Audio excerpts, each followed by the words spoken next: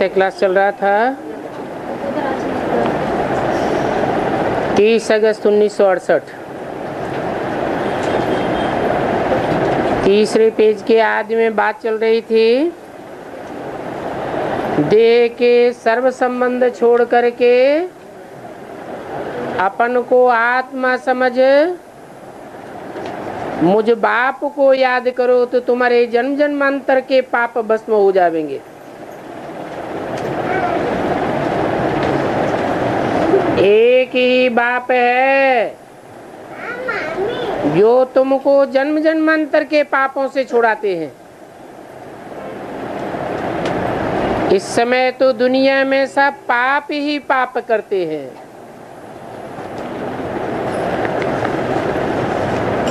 जहां देखो वहां हर एक के पास कर्म भोग ही कर्म भोग है। अगले जन्म में जो पाप किए हैं सो तो भोगते ही हैं।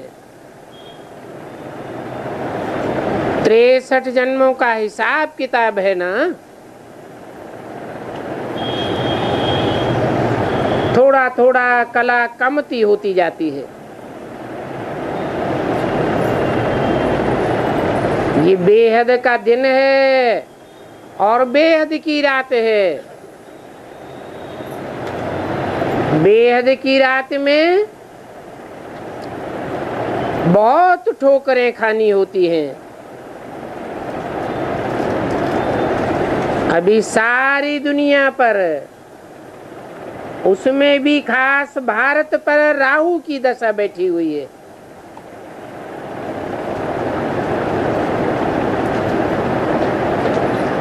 राहु का ग्रहण लगा हुआ है।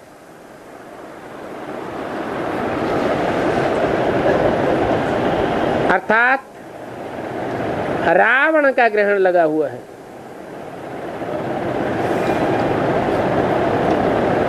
बाप है बृहस्पति।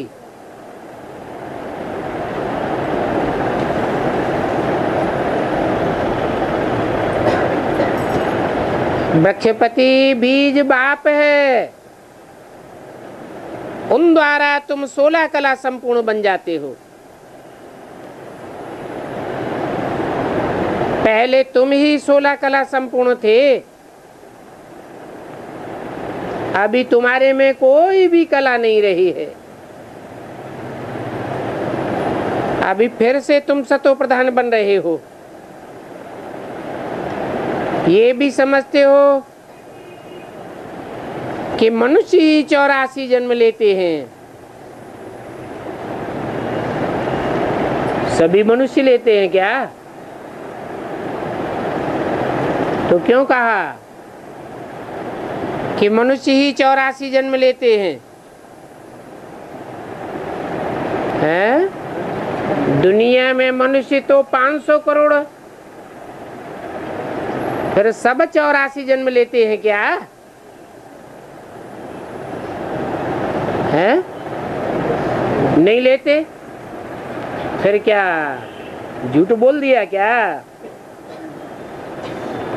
कि मनुष्य ही 84 जन्म लेते हैं? मनुष्य कहा जाता है मनु की औलाद को।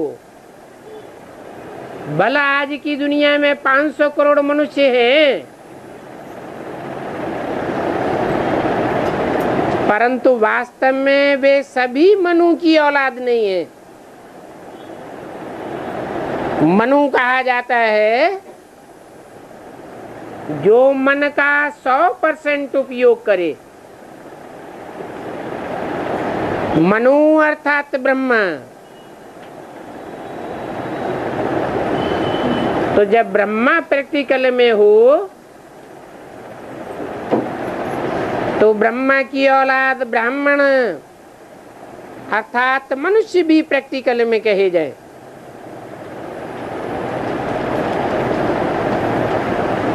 तो ब्रह्मा से सन्मुख सुनने वाले मनुष्यों की संख्या कितनी होती है?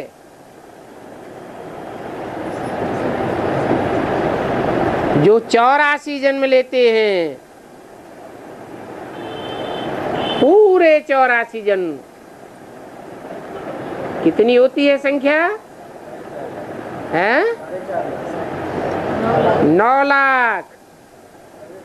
सतयुग में जो जन्म लेंगे बच्चों के रूप में, वो 84 जन्म नहीं लेंगे क्या?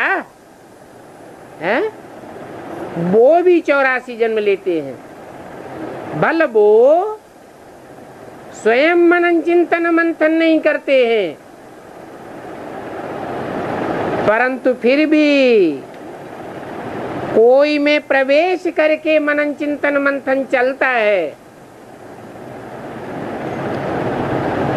बाप ने समझाया है कि आत्मा और परमात्मा अलग रहे बहुकाल।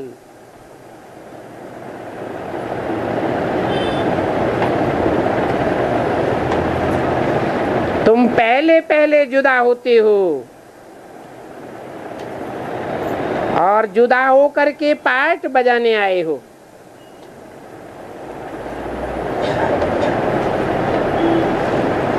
कब की बात है?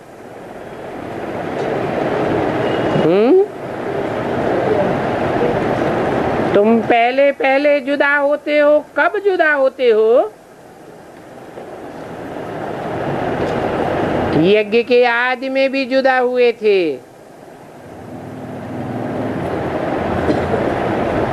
जो आत्मिक स्थिति में रहने वाली आत्माएं हैं,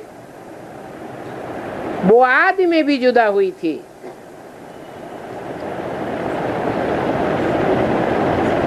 अभी तुम फिर से पार्ट बजाने आए हो।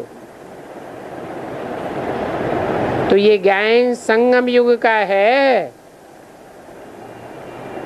कि आत्मा परमात्मा अलग रहे बहुकाल। फिर सुंदर मेला कर दिया जब सदगुरु मिला दलाल। आदि में कोई सदगुरु नहीं मिलता है। सदगुरु का पाठ अंत समय का है। तुम्हारा देखो ये कितना सुंदर मेला है। ये आत्मा और परमात्मा का मेला है। अभी तुम काले सांवरे से सुंदर बन जाते हो।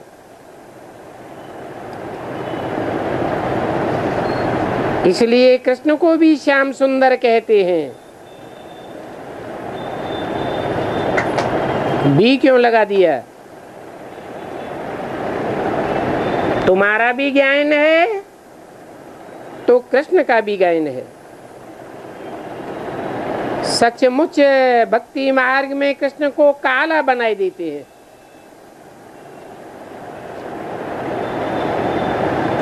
काम चिक्षा पर चढ़ा है तो निशानी दिखलाई दी है। कब चढ़ा है?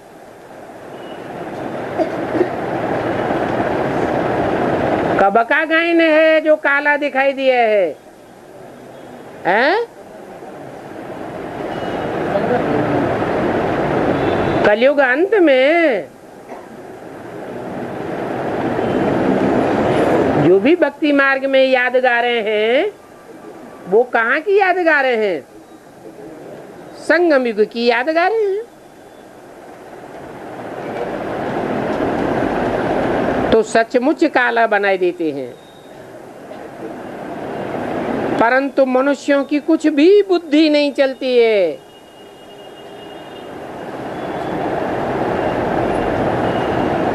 कृष्ण को सांवरा और राधा को गोरा दिखाई देते हैं।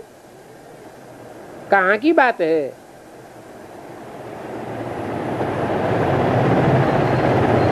अरे सांवरे होंगे तो दोनों ही सांवरे होने चाहिए,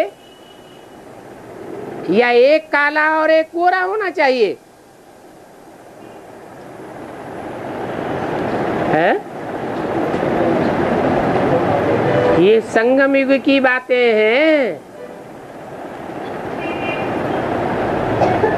एक है विजयमाला का मणका और दूसरा है रुद्रमाला का मणका। रुद्रमाला के मणके बाप के बच्चे राजयोगी बच्चे हैं, जो राजयोग सीख करके जन्म जन्मांतर के राजाएं बनते हैं।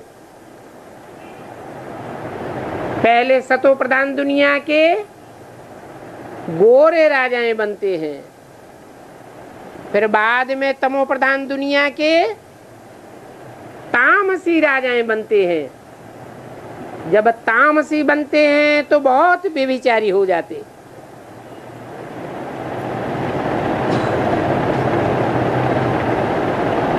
तो अभी तुम गोरा बनने का पुरुषार्थ करते हो।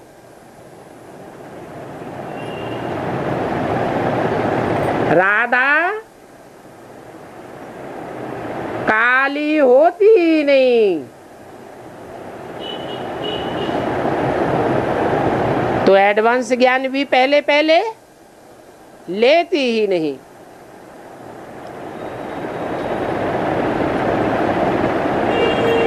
लास्ट में आवेगी और फास्ट चली जाएगी। तुमको गोरा बनने का कितना पुरुषार्थ कराते हैं। सतो प्रधान बनने का पुरुषार्थ करेंगे तब ही बनेंगे, और इसमें तकलीफ की कोई बात नहीं है।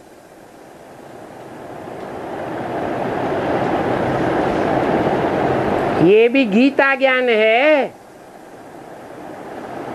जिससे तुम राजयोग सीखते हो, और बाप ही बैठ करके तुमको ये गीता ज्ञान सुनाते हैं।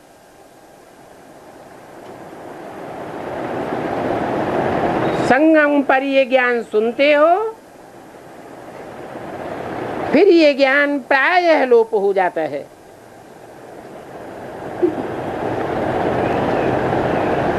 बल भक्ति मार्ग में गीता पढ़ करके सुनावेंगे, परंतु वो तो मनुष्यों की लिखी हुई गीता है। यह ओरिजिनल गीता ज्ञान, ईश्वरीय ज्ञान तो सुनाए ही नहीं सकते। वो तो हुआ भक्ति मार्ग के लिए पुस्तक।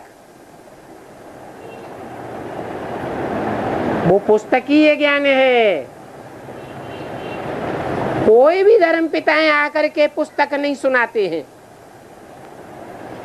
ओरली सुनाते हैं। तो परमपिता परमात्मा भी जब आते हैं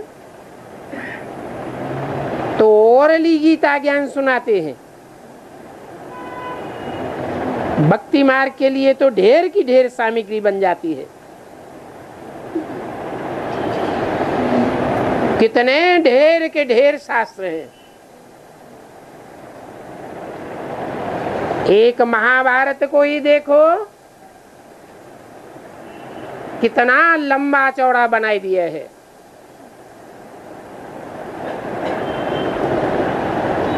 ऐसे करते करते भक्ति करते करते कितना नीचे गिर गए।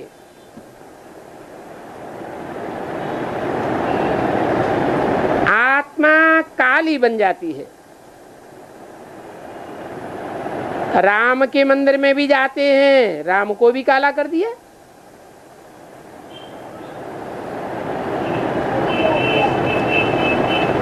कृष्ण बच्चे को भी काला कर दिया। अब बच्चा तो सतो प्रधान होता है, बच्चे को महात्मा कहा जाता है। राम को भी काला, कृष्ण को भी काला, शिव को भी काला दिखाई देते हैं। तो विचार करना चाहिए, काला क्यों बनाते हैं? क्यों बनाते हैं काला?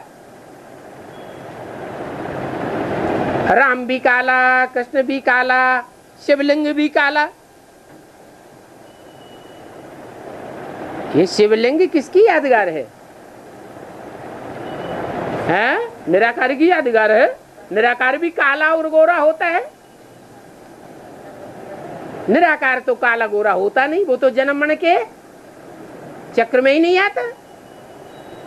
तो शिवलिंग को काला क्यों दिखाई दिया है? लिंग है साकार की यादगार, और उस लिंग में जो बिंदु रखते हैं वो है निराकार परमपिता परमात्मा, जो जन्म मरण के चक्र से न्यारा है, उसकी यादगार। तो बिंदु को काला दिखाने की बात नहीं है। बिंदु जिसमें प्रवेश करता है वो काला और गोरा बनता है। और उसी का आधार लेकर के कृष्ण की आत्मा भी फिर पढ़ाई पढ़ती है, शूटिंग के चक्र में आती है। संगम युग की ही बातें हैं, तो अनेकों के संग के रंग में आना पड़ता है। वो राम कृष्ण की आत्माएं भी कोई परम पिता नहीं है, भगवान नहीं है, जिन पर संग का रंग न लगे। तो उनको भी संग का रंग लगता है, और ढेरों के ढेर का संग का रंग लगता है।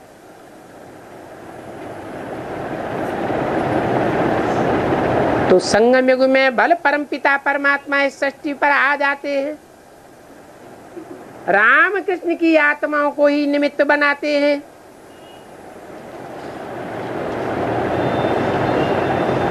मुकर्रर रथ लेते हैं या टेम्पररी रथ बनाते हैं, फिर भी संग का रंग शिव को लगता है या रामकृष्ण को लगता है?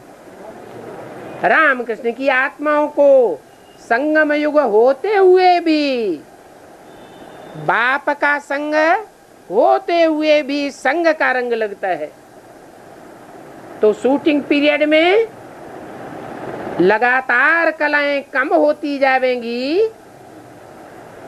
या चढ़ती जाएंगी। रिजल्ट क्या होगा?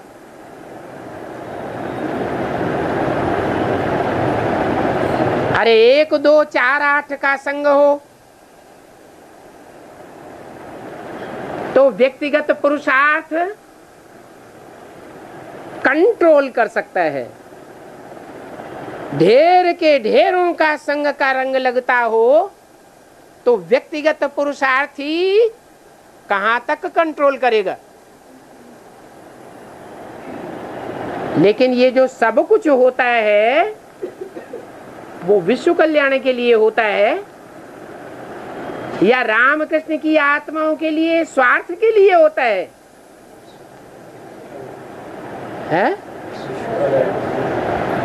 विश्व कल्याण के लिए होता है। इसलिए बल शूटिंग पीरियड में वो आत्माएं कितना भी तमो प्रधान बनती जावे, आखिरी परमपिता परमात्मा अपनी संपूर्ण पावर से अंत में उन बच्चों के द्वारा संसार में प्रत्यक्ष हो ही जाता है। बच्चे प्रयत्न करते हैं बाप को प्रत्यक्ष करने का। उन बच्चों में चाहे रामकृष्ण की आत्माएं हो, चाहे अष्टदेव हो, चाहे 108 हो, 16,108 हो, सब प्रयास करते हैं कि आए हुए निराकार बाप को हम संसार के सामने प्रत्यक्ष करें। परंतु बच्चों में इतनी पावर है कि सर्वथा गुप्त बाप को प्रत्यक्ष करें संसार के सामने।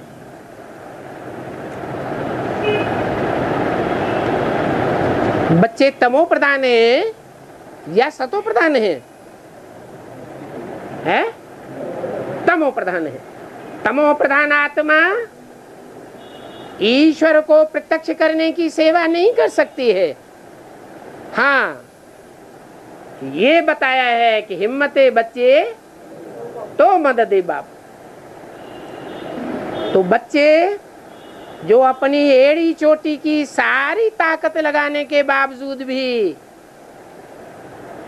70-71 साल हो गए, अभी तक भी बाप को प्रत्यक्ष नहीं कर सके, और आगे भी समय पड़ा हुआ है पुरुषार्थ का। प्रत्यक्ष नहीं कर सकेंगे, परंतु जो बच्चे हिम्मत करेंगे, माया से युद्ध करने की भी हिम्मत करनी पड़ती है, उन बच्चों को बाप मदद देता है। बाप उन बच्चों को प्रत्यक्ष करता है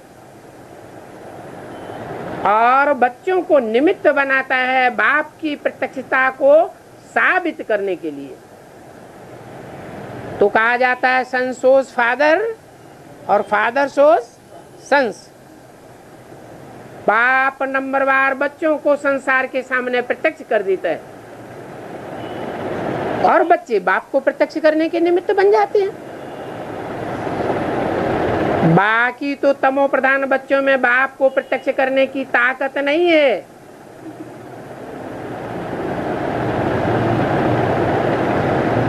बच्चे तो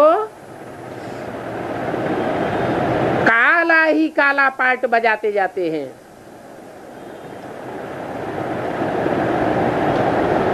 आखिरीन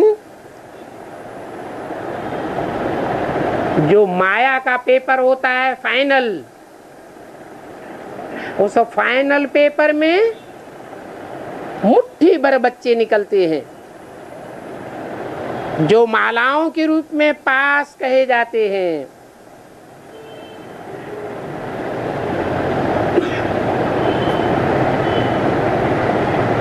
तो साफ काले बनते जाते हैं। काली कलकत्ते वाली भी कही जाती है। ऐसे नहीं कि पुरुष ही काले बनते हैं।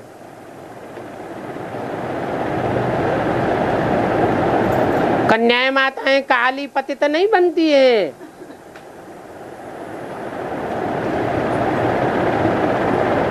कन्याएं माताएं भी काली और पतित बनती हैं। इसलिए महाकाली की ढेर भुजाएं दिखाई जाती हैं। फिर महागौरी भी है, लेकिन गौरी की तुलना,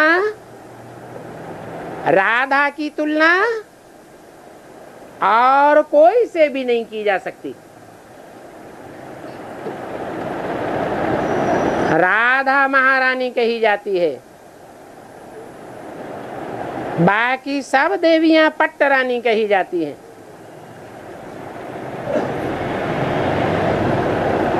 माँ माँ कह करके काली के लिए कितने परेशान होते हैं, हैरान होते हैं। तो देखो, सबसे ज्यादा काली इसे दिखाते हैं। किसे है? राम कृष्ण से भी ज्यादा काली किसको दिखाते हैं? महाकाली को अति का काला दिखाते हैं और बहुत भयानक दिखाते हैं। क्या? महाकाल को बहुत भयानक दिखाते हैं, उससे जास्ती डरते हैं या महाकाली से ज्यादा जास्ती डरते हैं? महाकाली से बहुत डरते हैं।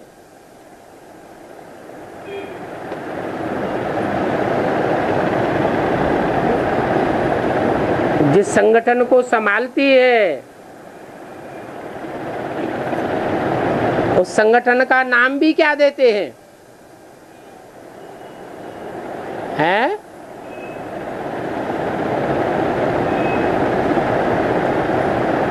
भयभीत होते हैं तब नाम देते हैं AIBB, कौन आई? बीवी। मियाँ और बीवी कौन से धर्म में होते हैं? मुसलमान धर्म में होते हैं। वो महाकाल हो गया मियाँ और महाकाली हो गई बीवी।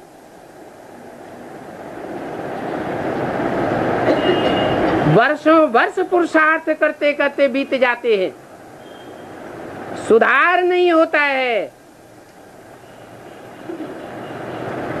और काली जब महाकाली का रूप धारण करती है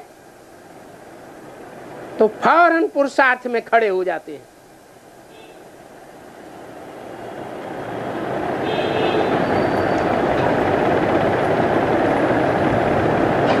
भय बिनु होय न प्रीति गुसाई।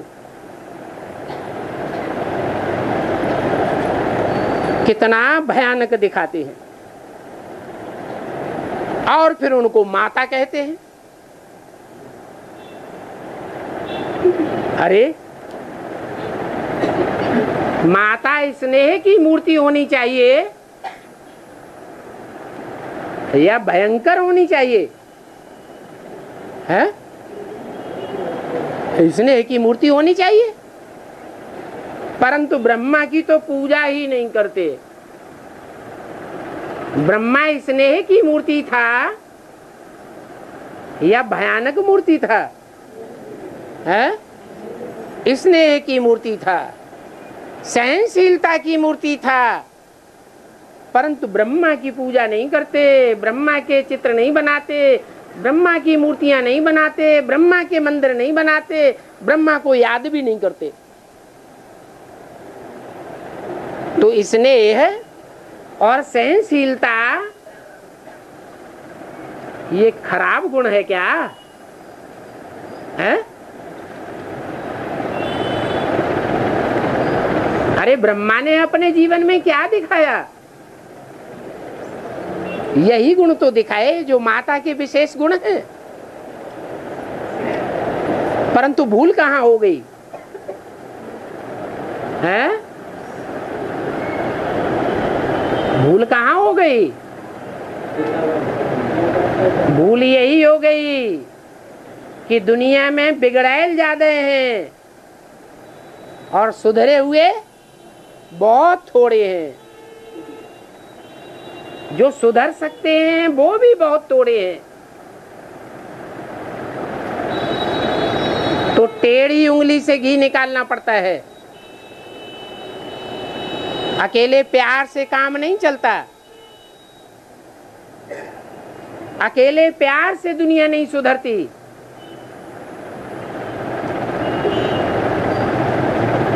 स्थापना के साथ साथ विनाश भी चाहिए। स्थापना होती है पवित्रता से और विनाश होता है अपवित्रता से। तो देखो ऐसी ऐसी भयानक माताएं तुम ही हो। किससे कहा? तुम, वो नहीं। तुम किससे कहते हैं? रुद्रमाला के मणकों से कहते हैं या चंद्रवंशियों से कहते हैं? जो रुद्रमाला के सूर्यवंशी बच्चे हैं उनसे कहते हैं कि ऐसी भयानक माताएं तुम ही हो जो नंबरवार रुद्रमाला के मणके बनती हो। नहीं तो बताओ और कौन है? तुम्हारी ये ज्ञान बाण, ये ज्ञान की कटारी है। उन्होंने फिर वो हथियार दे दिए हैं। अब यहाँ स्थूल हथियारों की तो बात ही नहीं,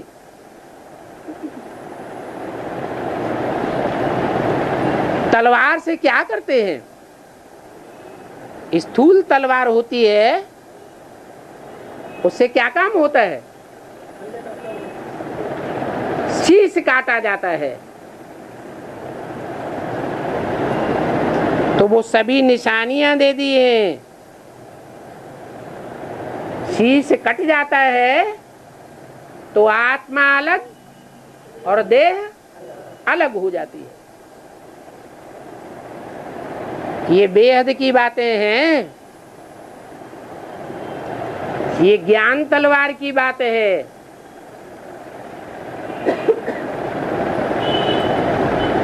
ऐसा ज्ञान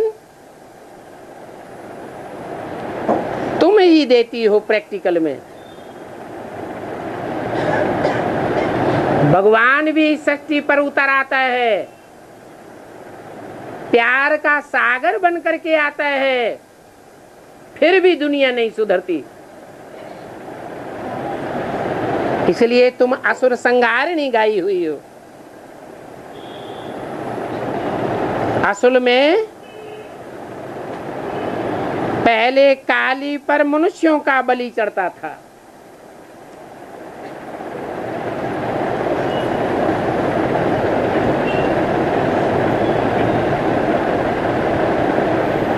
आजकल बकरे की बलि चढ़ाते हैं। क्या मतलब हुआ है?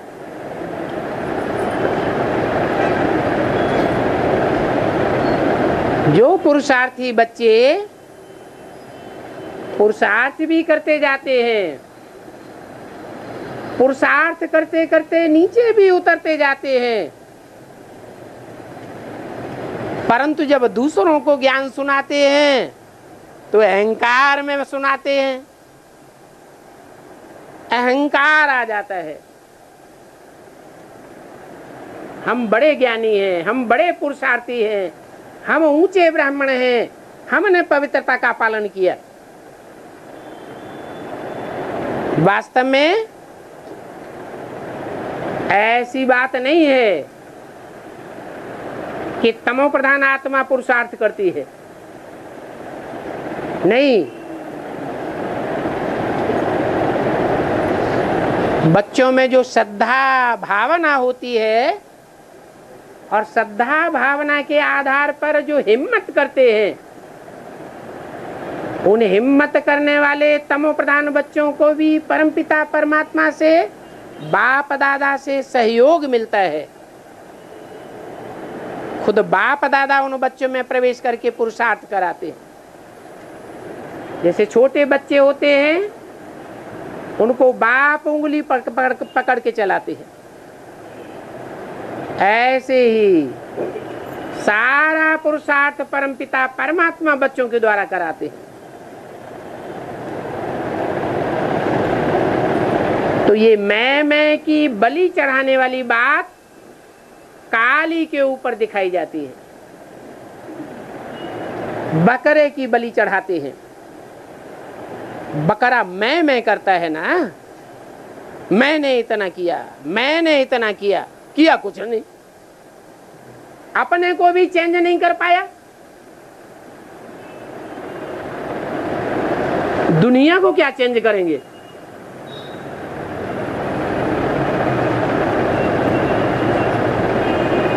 कोई दम भरता हो, छाती ठोकता हो कि मैंने अपने को चेंज किया है,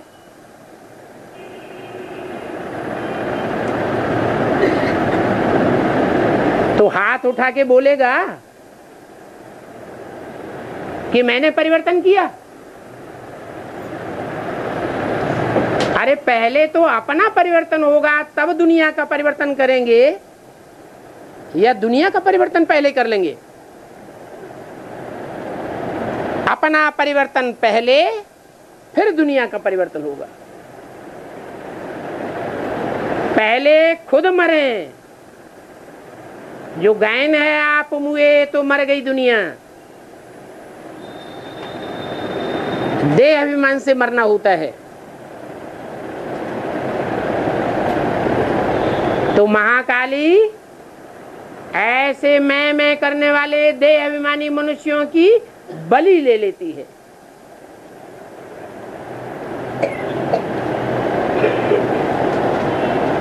पहले मनुष्यों की बलि चढ़ाते थे,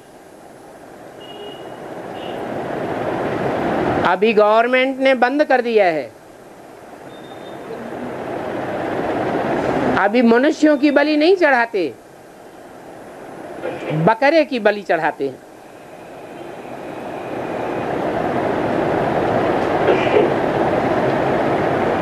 तो पहले जब मनुष्यों की बलि चढ़ाई जाती थी, उन्हों को कहते थे आदमखोर,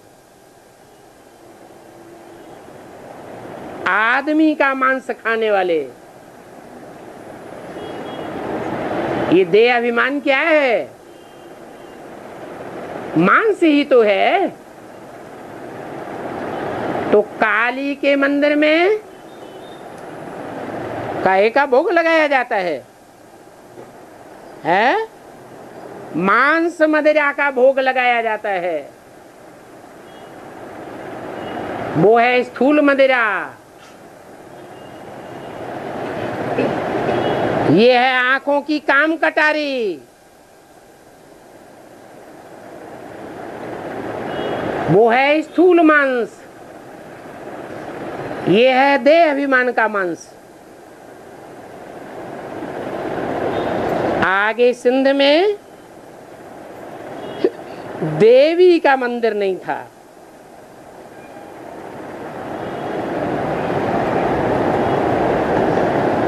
सिंध हैदराबाद की बात बताई।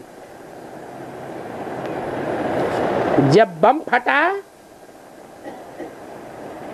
तो एक ब्राह्मण निकला, बोला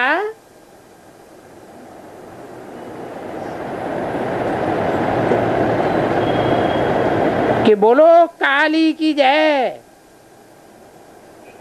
काली माँ ने कहा है कि हमारा मंदिर नहीं है सिंध में, हमारा मंदिर जल्दी बनाओ, नहीं तो और भी बम फट पड़ेंगे। बस सिंध में ढेर के ढेर पैसे इकट्ठे हो गए और मंदिर बन गए। अभी देखो कितने मंदिर बनाए दिए हैं, कितनी ठगी लगी पड़ी है।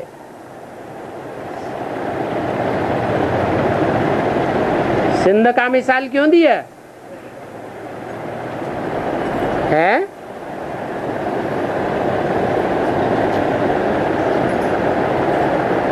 सिंध के रहने वाले राजा का नाम शास्त्रों में क्या दिया है? जरासिंधी। जरा माने जराजीर्ण पुराने सिंधी।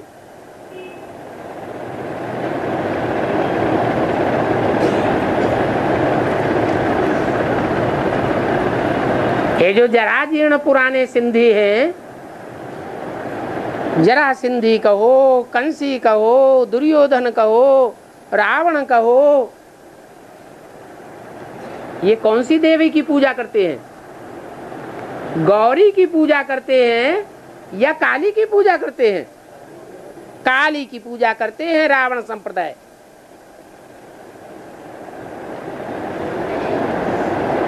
तो देखो कितने मंदिर बनाए दिए हैं। ये मंदिर काली के मंदिर बनाने की प्रथा, सिंगल देवी के मंदिर बनाने की प्रथा कौन से युग से शुरू होती है? द्वापर से? हैं? द्वापर से नहीं होती, कलयुग से शुरू होती है। रावण का पुतला कब से बनता है? द्वापर से नहीं बनता है। द्वापर में रावण की शुरुआत है या द्वापर युग में रावण का मध्य और अंत है? शुरुआत है। शुरुआत में हर चीज सतो प्रधान होती है। रावण भी, माया भी सतो प्रधान थी और प्रकृति भी, पांच तत्व भी इतने तमो प्रधान नहीं थे, सात्विक है। जब कलयुग शुरू होता है तब रावण भी तमो प्रधान बनता है। जब बहुत कोई तमो प्रधान बनता है, बहुत दुख देता है, तो उसके पुतले बनाए जाते हैं और पुतलों में आग लगाई जाती है। तो कौन से युग से रावण का पुतला बनता है आग लगाने के लिए? कलयुग में शुरू होता है। कलयुग में देवी के मंदिर भी बनना शुरू होते हैं। तो देखो, बाप तुम इन सभी बातों की समझानी देते हैं, किसी की ग्लानि नहीं करते हैं, समझानी देते हैं। बाप ड्रामा का राज समझाते हैं कि ये सृष्टि का चक्र देखो कैसा बना हुआ है, कैसा बना हुआ है कि माया रावण भी जब तमो प्रधान बनता है तो अति तमो प्रधान बनने के बाद माया भी तमो प्रधान तामसी प्रकृति से हाथ मिलाती है और देवियों के पुतले खड़े कर दिए जाते हैं।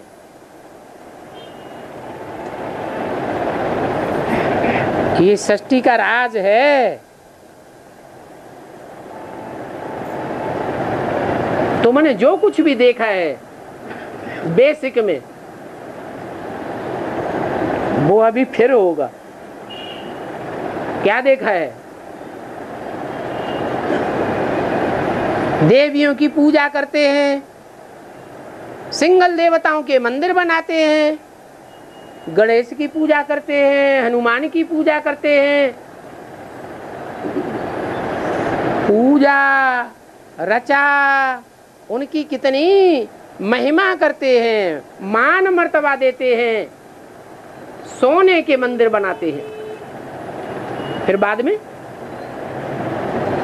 बेसिक में क्या किया है? जिन्होंने बड़े बड़े महल माड़ियां अटारियां बना बना करके दिए, जब एडवांस में आ गए तो क्या किया उन देवियों के लिए है? उनका मान मर्तबा रखा या डुबो दिया? संसार के सामने डुबो दिया। तो जो कुछ भी हुआ है और जो कुछ भी तुमने देखा है वो फिर भी एडवांस में होगा। फिर भी तुम सिंगल देवियों की पूजा करेंगे, जय माता दी पिताजी को भूल जाएंगे। ये ड्रामा का राज बाप समझाते हैं।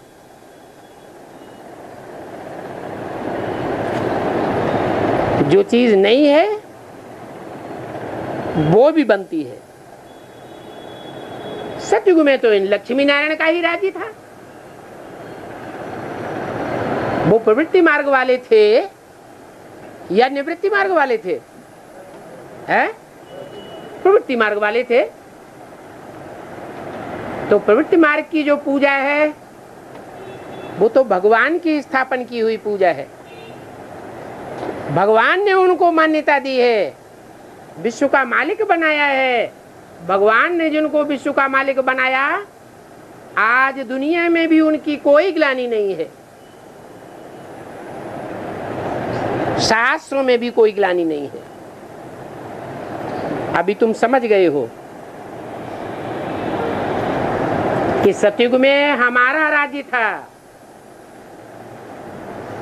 क्या? किसका राज्य था? हमारा राज्य था, संपन्न राज्य था, 16 कला संपूर्ण राज्य था। और त्रेता में है राम का राज्य था, फेलियर्स का राज्य था या पास होने वालों का राज्य था? है जो माया से युद्ध करने में हार गए, उनका राज्य त्रेता में होता है। जो सतयुग त्रेता में होता है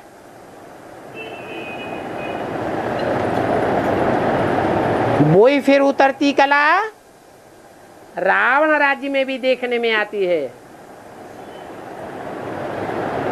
बल माया का राज्य होता है, परंतु द्वापर में सात्विक स्टेज होती है। और वही रावण फिर कलयुग में तामसी बन जाता है। जब तामसी बनता है तो रावण भी देवियों की पूजा करता है। एक तरफ शिव की भी पूजा करेगा, दूसरी तरफ देवियों की भी पूजा करेगा। तो देखो चक्र कैसा बना हुआ है। सतयुग में वो हमारा राज्य था, अभी फिर बाप हमको वो ही राज्य देते हैं। कौन सा राज्य? प्रवृत्ति मार्ग का राज्य। अभी ब्राह्मणों की दुनिया में जो राज्य चल रहा है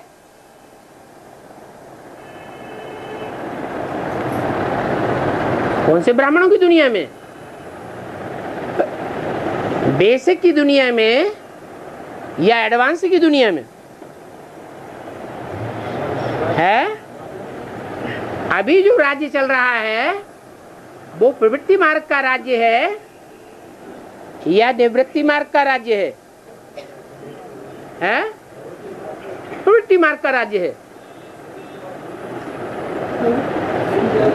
कहाँ? बेसिक में या एडवांस में है? कहाँ शूटिंग हो रही है प्रवृत्ति मार्ग की? है एडवांस में। कैसे है? हाँ, कोई कोई की बुद्धि में है कि अभी सिंगल राज्य शुरू हो गया। देह अभिमानी गणेश का राज्य है, पूंछड़ी वाले हनुमान का राज्य है। ये सिंगल देवताओं का राज्य है, क्योंकि जगदम्बा माँ तो घूंघट में है, देखने में नहीं आती, रफू चक्कर हो गई। तो जब देखने में नहीं आती तो प्रवृत्ति मार्ग का राज्य हुआ या निवृत्ति मार्ग का हुआ? क्या कहेंगे? हैं? हैं? दूसरों की? सूर्यवंशियों की माँ है। अच्छा, जो अपन को सूर्यवंशी नहीं समझते हो, कोई ऐसे भी तो होंगे जो सूर्यवंशी ना समझते हो। क्या एडवांस वाले कन्वर्ट नहीं हुए हैं? हैं? और पार्टियों में कन्वर्ट नहीं हुए? हुए या नहीं हुए? कन्वर्ट हुए। कोई चंद्रवंशियों में कन्वर्ट हो गए, कोई इस्लामियों में कन्वर्ट हो गए, कोई बौद्धियों में कन्वर्ट हो रहे हैं, कोई क्रिश्चियंस में कन्वर्ट हुए। ढेर की ढेर पार्टियां निकली या नहीं निकली? तो कन्वर्शन तो हुआ। तो जिनका कन्वर्शन हुआ वो अर्धनारीश्वर का स्वरूप उनकी बुद्धि में बैठा होगा क्या? नहीं बैठा होगा। तो उनके लिए रावण राज्य है या राम राज्य है? उनके लिए तो रावण राज्य हो गया। रावण राज्य में फिर हनुमान की पूजा करो, पूंछड़ी वाला दिखाई पड़ेगा। है? पूंछ तो कमर में होती है ना, तो उनको पूंछड़ी वाला दिखाई पड़ेगा। देह अभिमान सूर्ण में होता है। हाथी में क्या होता है? है? एक हाथी ऐसा जानवर है जिसका देह अभिमान वो कितना भी छुपाना चाहे छुप नहीं सकता। कुछ नहीं करेगा तो खड़े खड़े हिलता रहेगा। तो देखने में आएगा या नहीं आएगा? देखने में तो आ जाएगा। तो सिंगल देवताओं की पूजा भी होने लगती है। हो रही है और सिंगल देवियों की भी पूजा होती है।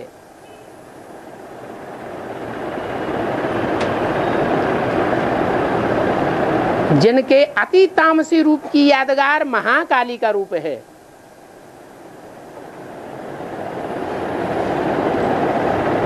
तो ये हमारा राज्य नहीं है जहां देवियों की उपासना होती है। हमारा राज्य कौन सा हुआ?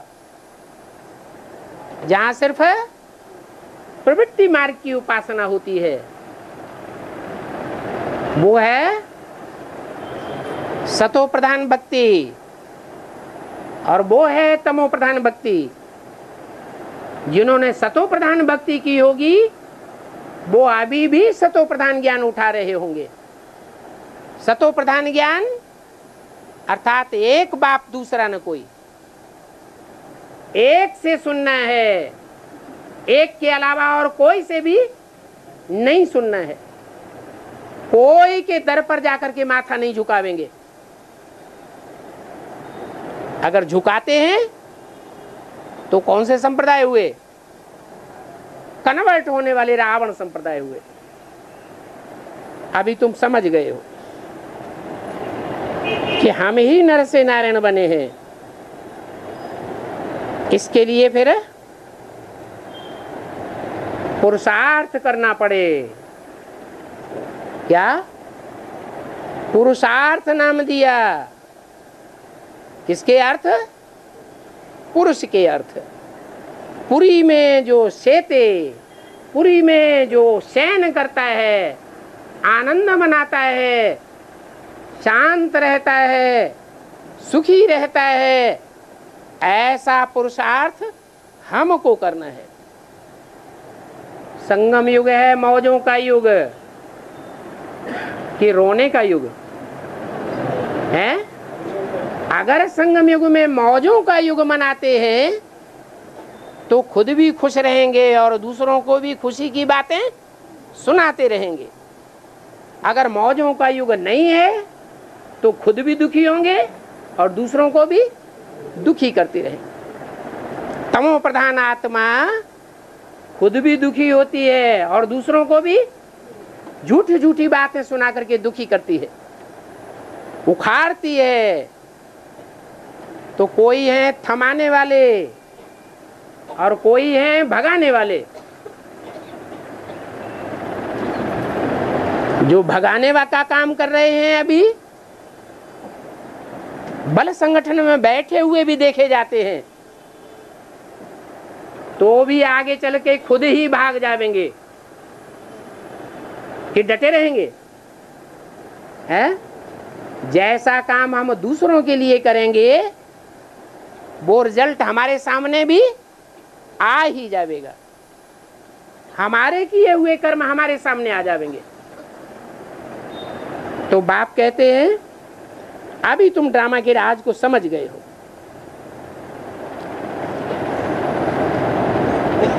इसके लिए पुरुषार्थ करना पड़े। भक्ति मार्ग में तुम कथाएं बहुत सुनते आए हो। सत्यनारायण की कथा, अमर कथा, तीसरा नेत्र खुलने की कथा। तो अभी क्या कहें? अभी तीसरा नेत्र खुल गया या बंद है? है? अरे तीसरा नेत्र खुल जाने में फायदा है या बंद रहने में फायदा है? हैं? खुल जाने में फायदा है। फिर जो अपना अपना घर बनाए बैठे हैं, वसुधैव कुटुंबकम तो नहीं बनाए बैठे हैं। वो जो अपना अपना घर जमाए बैठे हैं वो जमा रहेगा कि विनाश हो जाएगा? है? अगर तीसरा नेत्र खुल गया तो क्या हो जाएगा? है? हर हर बम बम हो जाएगा। कभी इस महानगर में बम फटाका, कभी उस नगर में बम फटाका, सारी दुनिया में बम फटते रहेंगे और रिजल्ट में प्रकृति का प्रकोप, धरती कंप होता रहेगा। धरती कंप होंगे तो ढेर के ढेर मकान, ढेर की ढेर बहुमंजिला इमारतें टूटती रहेंगी। तो घर गृहस्थ बिगड़ेंगे, उजड़ेंगे, या देवताओं की दुनिया बन जाएगी? क्या होगा? है? उजड़ जाएगा।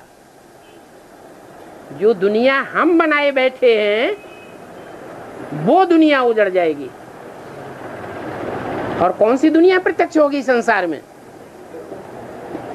संसार में वो दुनिया प्रत्यक्ष होगी जिसका गायन है वसुधैव कुटुंबकम। सारी वसुधा ही हमारा कुटुंब है। उस वसुधा का एक ही नियंता है, एक ही संचालन करता होगा, एक ही राज्य होगा, एक ही धर्म होगा, एक ही मत होगा। अलग अलग घर गृहस्थ में अलग अलग मतें चलाने वाले नहीं होंगे और फिर उनकी मतों पर हमको चलना भी नहीं पड़ेगा। तो बोला ये तीसरे नेत्र की कथा, ये जो अमर कथा तुमने सुनी है वो अमर तो अभी कोई बना नहीं है। कोई बना है? हैं? अच्छा, हद में कोई अमर बना है? हैं? कोई कहेगा कि हम हद में अमर बन गए? हद में भी कोई अमर नहीं बना। अच्छा, बेहद में अमर बना है? कभी भी अनिश्चय बुद्धि ना होता हो, ऐसा कोई बना है? हैं? एक बना है तो छाती ठोक के मैदान में कहे कि हम अमर बने हैं, कहलवाओ। हैं? तो एक, हाँ, तो बोला फिर अमर कोई बना है? ज्ञान का तीसरा नेत्र कोई को मिला है? पूछा मुरली में, मिला है? अमर कोई बना है? अरे कोई जवाब नहीं देता। इसका मतलब कोई भी बना नहीं है। ये बात बाप बैठ समझाते हैं। हाँ,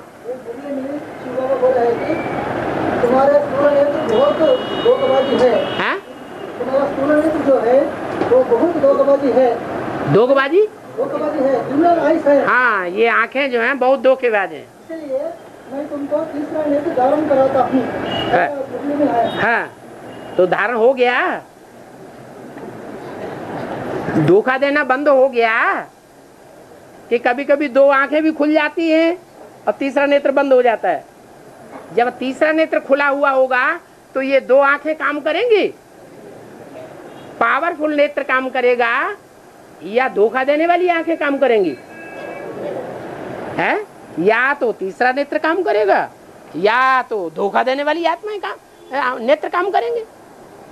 ऐसे नहीं कि एक ही टाइम पर दोनों प्रकार के नेत्र अपना काम करते रहें। तीसरा नेत्र होगा तो पतित दुनिया या तो भस्म दिखाई देगी और पावन दुनिया तीसरे नेत्र से दिखाई देगी। धोखा देने वाली दुनिया इन आंखों से दिखाई नहीं देगी। कोई हमको धोखा नहीं दे सकता। ऐसी स्टेज बन जाएगी। तो देखो, बाप कहते हैं अभी इन आंखों से मत देखो, पट्टी बांध लो, इन आंखों से मत देखो। तो क्या पट्टी बांध लें? है? जैसे कहते हैं हियर नो इविल, तो मुसलमान लोग तो कान में उंगली दे लेते हैं, हम कोई की बात नहीं सुनेंगे। भगवान तो निराकार है, हम कोई भी शाकाहारी मनुष्य की बात नहीं सुनेंगे।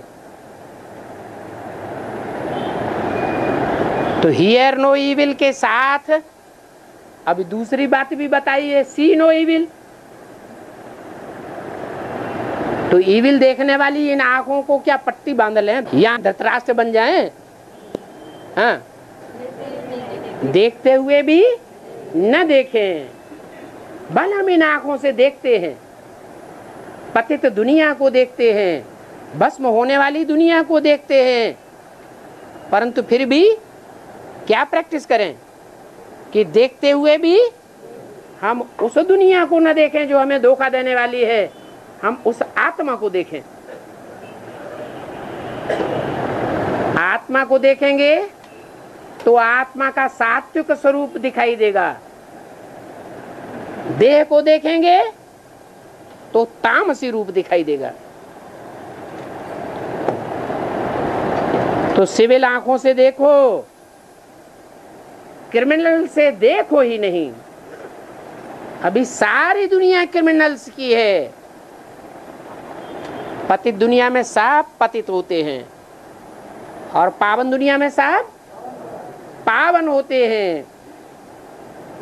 इस पुरानी दुनिया को देखो ही नहीं, ये तो भस्म होने वाली दुनिया है, ये तो खलास हो जाएगी। बाप कहते हैं मीठे बच्चों, तुमको हम राज्य दे करके जाता हूं 21 जन्मों के लिए। वहां और कोई भी राजा नहीं होता है, वहां दुख का नाम निशान नहीं होता है। तुम बहुत सुखी हो जाते हो और बहुत धनवान बन जाते हो। यहाँ तो देखो मनुष्य कितना भूख मरते हैं, वहां तो तुम सारे विश्व में राज्य करते हो।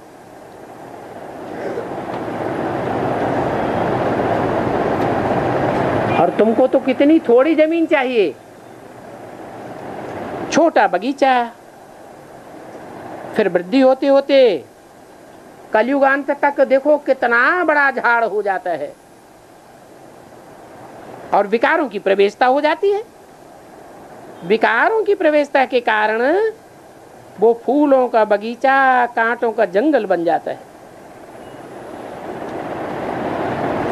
तो बाप भी कहते हैं काम महाशत्रु है। क्या करना है? काम महाशत्रु है। तो इसके उल्टा कौन सा स्लोगन है? ये भी एक स्लोगन है, काम महाशत्रु है। तो इसका उल्टा भी तो कोई स्लोगन होगा, है? इच्छा मात्रम अविद्या। कामना माने इच्छा। कोई भी कामना इस दुनिया की हमें नहीं करनी है। इस देह से कनेक्टेड कोई भी कामना नहीं करनी है। पुरुषार्थ करने के लिए क्या चाहिए? है? हाँ, देह तो है। देह छूट जाएगी तो पुरुषार्थ ही नहीं होगा। देह तो है, लेकिन देह को क्या चाहिए पुरुषार्थ करने के लिए? 2 रोटी चाहिए। क्या? मुट्ठी भर अन्न चाहिए। उसके लिए बाप क्या देते हैं? गारंटी देते हैं कि मेरे बच्चे भूख नहीं मर सकते। फिर और क्या चाहिए? जब गारंटी दे दी कि मेरे बच्चे भूख नहीं मर सकते, तो जो पुरुषार्थ करने के लिए 2 रोटी चाहिए उसकी भी परवाह नहीं। तो कुछ नहीं चाहिए। इच्छा मात्रम अविद्या।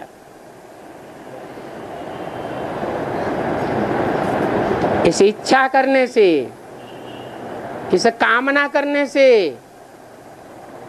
तुम महान दुखी बन जाते हो। आज मध्य अंत दुख पाते हो। ज्ञान को और भक्ति को अभी तुमने समझा है। भक्ति को नरक कहा जाता है और ज्ञान को क्या कहा जाता है? स्वर्ग। कैसे? है? अरे ज्ञान का सागर मिला है कि नहीं मिला है? हैं? मिला है। जब ज्ञान का सागर मिल गया तो स्वर्ग मिल गया कि नहीं मिल गया?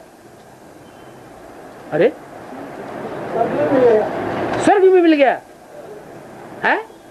कितनी देर के लिए? हैं?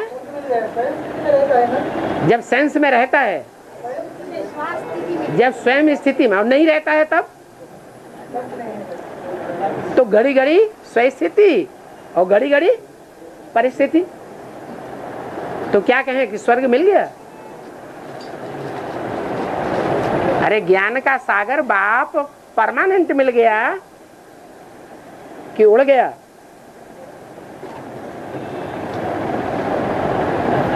अरे मिल गया कि नहीं मिल गया? मिल गया। तो फिर स्वर्ग में होने चाहिए। बाप मिला तो स्वर्ग में होने चाहिए या नरक में होने चाहिए? करोड़पति का बच्चा हो, अरबपति का, अरबपति के घर में जन्म ले तो सुखी होना चाहिए या दुखी होना चाहिए? सुखी होना चाहिए। उसको तो कोई दुख नहीं होना चाहिए धन का। फिर अगर दुखी है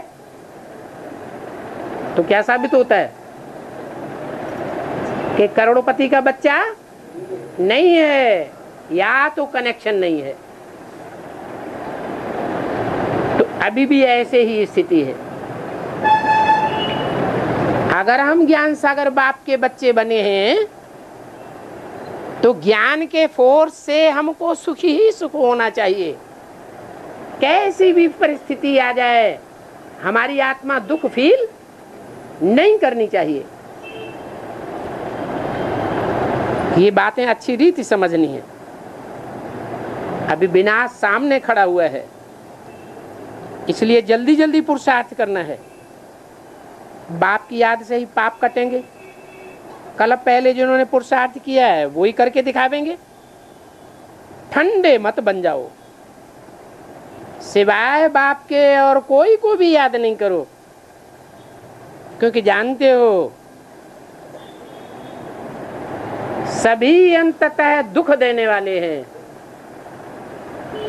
अभी भल मालूम पड़ता है इनसे हमको सुख मिलता है, लेकिन आखिरी रिजल्ट जो निकलेगा उसे क्या साबित होगा कि जिनको इस दुनिया में हम सुख देने वाला समझते हैं वो ही दुख देने वाले साबित हो जाएंगे।